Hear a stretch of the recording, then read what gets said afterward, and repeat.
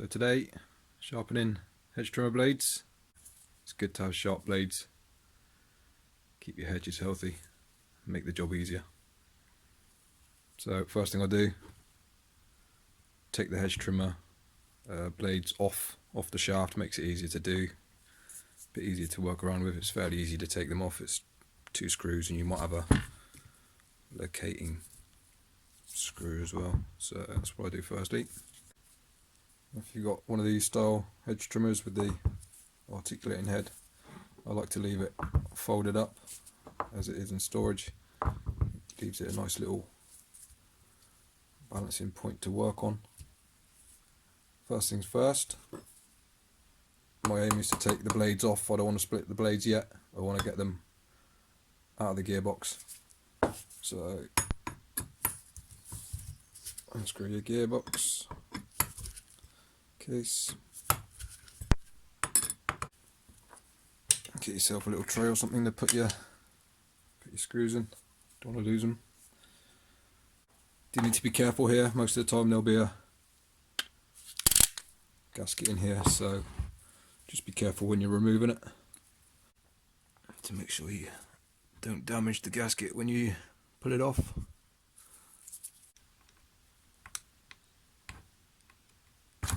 There we go. And your gasket might be stuck on as well, and if it is, get yourself a really sharp knife and just work your way around it so you don't damage it.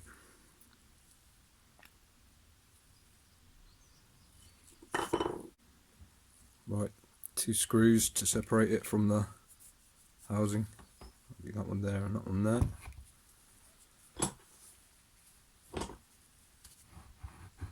Firstly, take off this connecting rod. Should just lift up.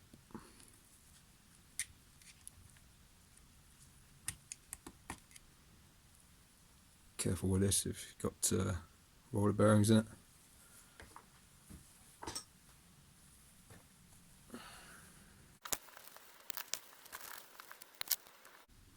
Now just try and lift the blades out.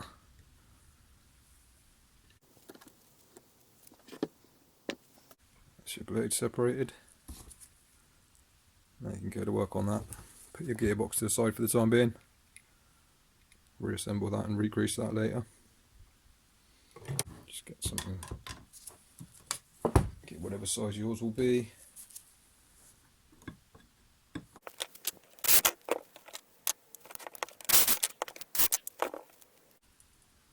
You'll have little spaces in here as well, so be careful not to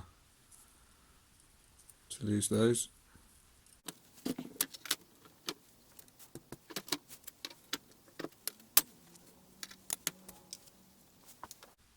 So what I then do is I then start cleaning everything.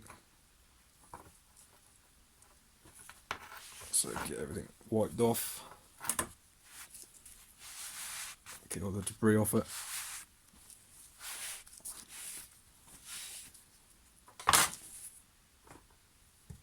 And I take a chisel as well and scrape off all the sap and rubbish.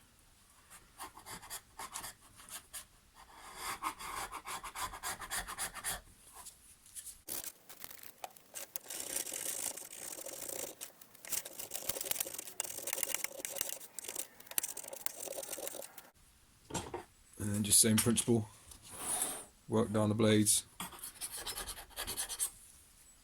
Get a smaller chisel.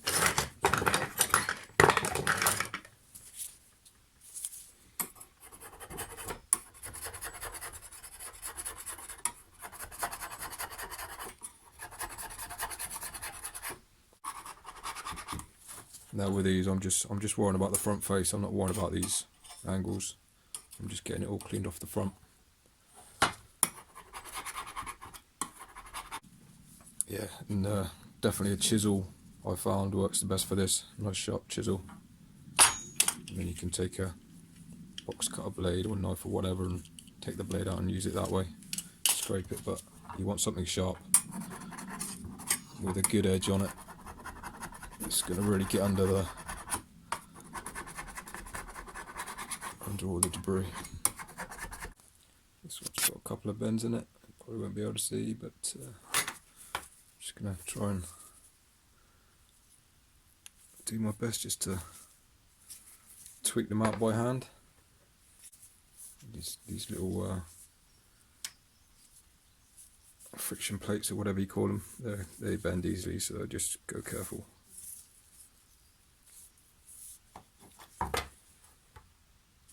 That's better. And that is stage 1 complete on the blades, getting them all cleaned up, getting all the debris off, pretty much, most of it anyway. It's time to get sharpening. What I then do is I clamp it to the bench and start sharpening. Obviously if you haven't got any power tools, you'll just be using a file. It's a bit tedious using a file, it takes a while, but that's how I started, just with a hand file and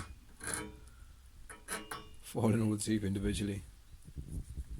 I remember it taking ages back in the day. So what I use an angle grinder now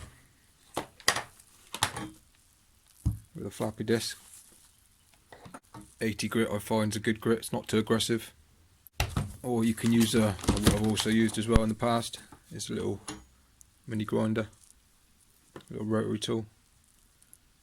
You can get in there quite comfortably, and that's another quick method used to do as well. So when you're getting the angle grinder in there, you want to try and stay on the exact same angle that's come from factory. And when you first put your first couple of little passes on, just go quite light just to try and find that angle. You'll see the colour change in there on the tooth, and then once you've got that angle, then it's just a question of light passes up and down. Don't stay in one spot for too long. It's always a good idea to take your gearbox out of the way, move it, put it somewhere else as well, so you don't get any bits or whatever flying into it. Remember your PPE as well, glasses, and get yourself a mask on as well.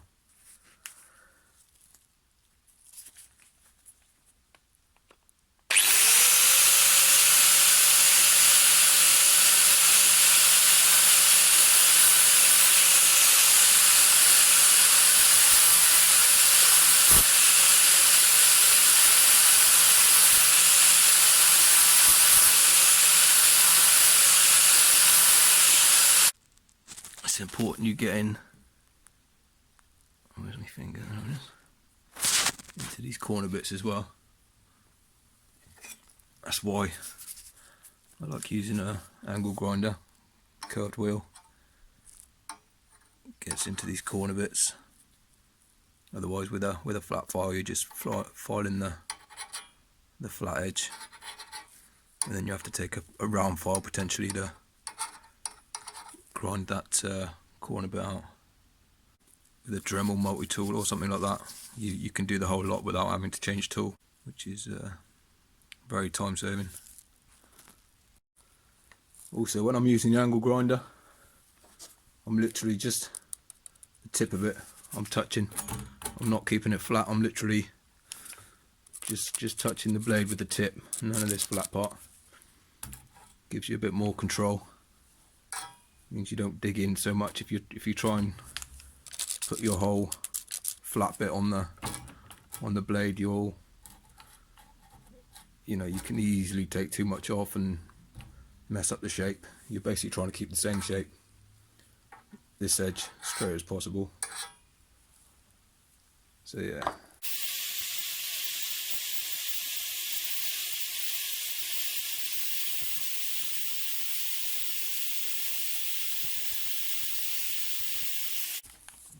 A little tip with the angle grinder as well, when you're doing your sort of strokes up and down, when you sort of come out of the tooth, try and come out and away, don't come out and then put pressure on the inside, because you'll round this corner off. You want to keep that as square as possible, so just be careful when you're using power tools. That's one of the reasons a lot of people don't like using angle grinders, because you can easily round teeth off if you're not careful. So just something to think about. And if you're not sure how far to take it, if you look on the back, if you've got any rolled over bits like this and they're really bad, ideally you want to take that out. So just check over your blade that you haven't got any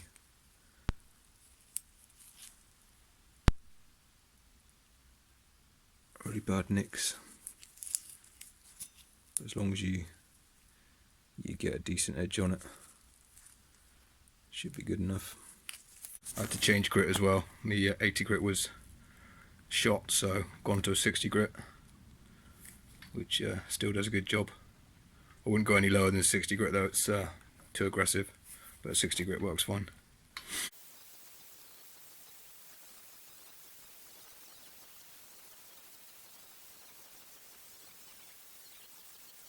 So once you sharpen all the edges, just double check on the back side. Make sure you've gone far enough to get any dinks or any bits that are rounded. You'll know what I mean. It kind of rounds over from the inside. So once you've done both sides, you may need to do the ends here. These ones are actually pretty good, so I'm not even going to bother. But obviously if they're all chipped and rounded off, might be a good idea to just run a hand file over them. But these ones are pretty good, so I'm not going to bother. Now the next step is deburring it. One thing a lot of people don't do, and it's one of the most important things to do. You got a stone,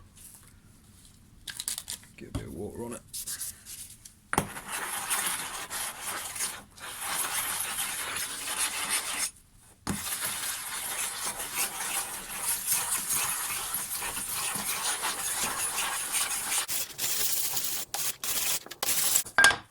If you can't get your blade flat on the bench, just hook that bit over the edge so it's not making it stick up. Yeah, the flatter you get all these mating surfaces, the better they're going to work. Less resistance, tighter fit, better cutting. So it's one done.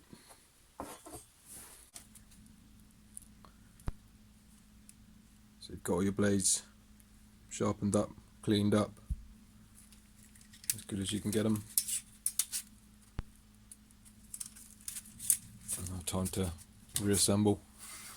Give everything a little coating of WD-40 or something like that. And how I assemble them. Put my screws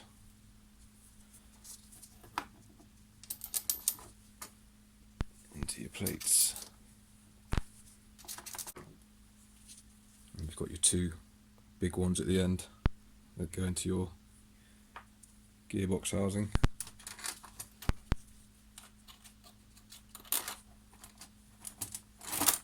And flip that upside down.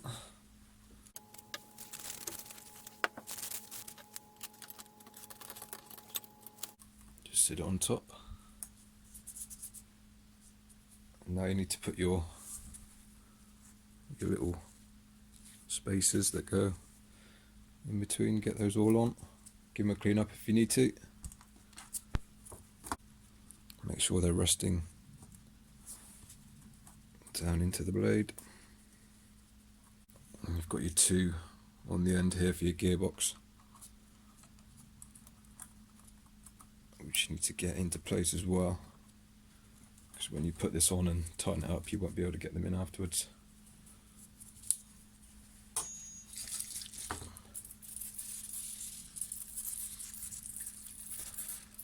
I'm running out of WD-40 here. Just get your screws on that. your nuts, sorry. And obviously you're not going to have any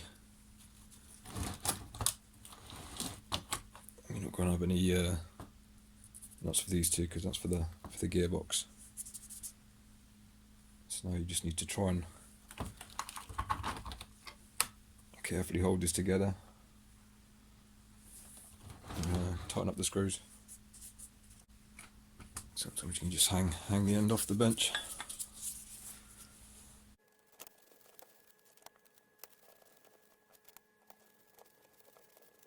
Now when you're tightening up these screws, you need to keep these two bolts in, because if you let them come out, you've got the chances of your little spacer in there coming out is quite high, so you've got to try and keep them together. This is the kind of awkward part. Try and get something to prop it up.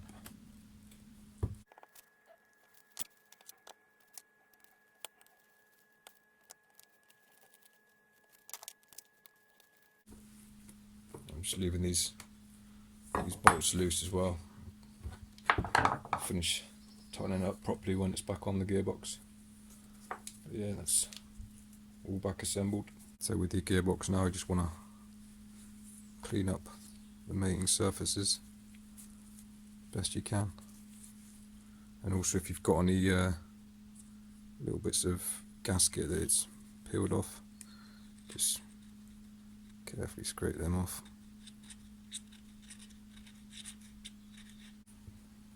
So now what we need to do is we need to get this bottom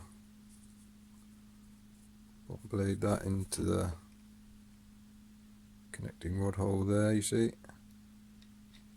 and then get it tightened down.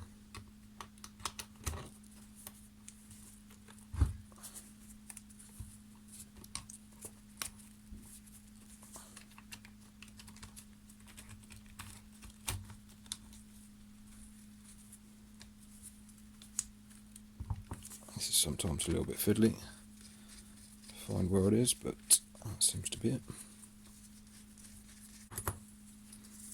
Tying these down. These ones have to be fairly tight. Don't overdo it.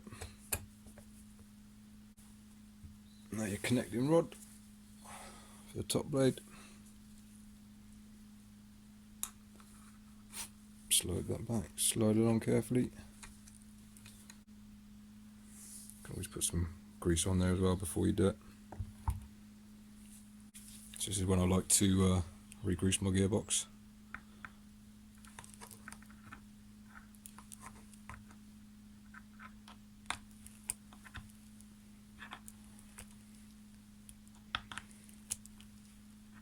Actually give it a nice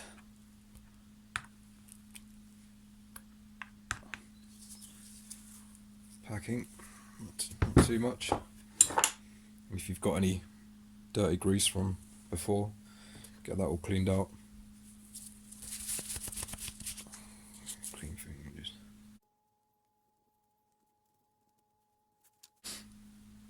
And then don't forget your little black protector bit. A little bit more grease.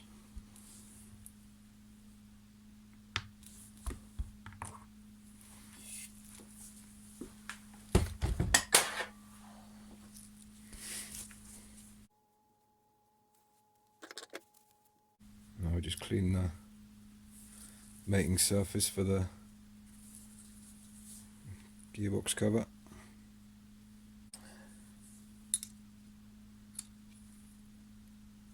Put that on. And your gasket. I say if this is dirty and horrible, clean that off, but this is pretty good, so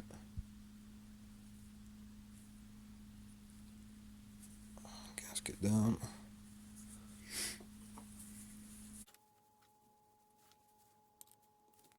Gearbox on.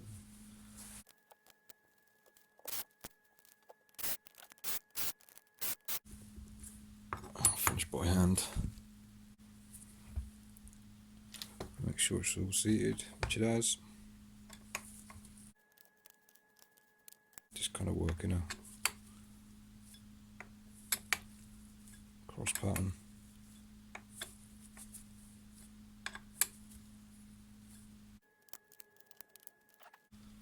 That's it.